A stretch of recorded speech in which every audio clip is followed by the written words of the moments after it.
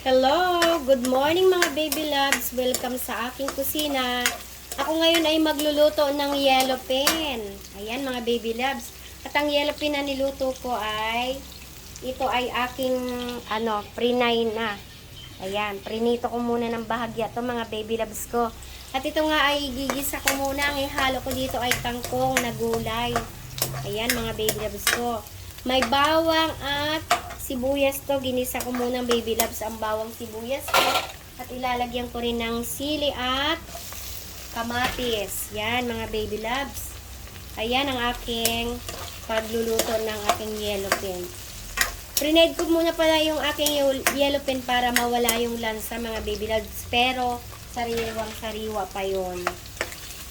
At pagkatapos nga pala ng pag-isa ko nito baby loves, gagawin ko ay kangkong na muna dahil ang yellow pen natin ay ano naman yan. Tawag doon, luto na yung yellow pen natin. Kaya kangkong muna ang ating igigisa para ito ay lutuin muna natin sa gata ang ating kangkong. Ayan mga baby loves ko. Yan.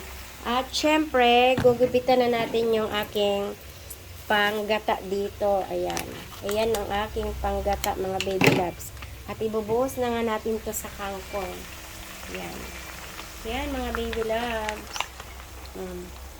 At kukuhanin natin ang kunting sabaw.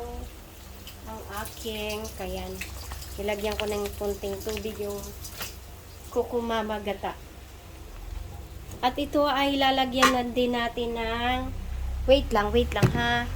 Lalagyan din natin ng paminta. Ayan. Crack to, baby loves. Crack na paminta. Ilalagay ko dito sa aking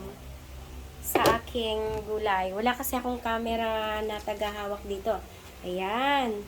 Tapos, syempre, lalagyan ko to ng asin or rock salt. Ayan mga baby loves.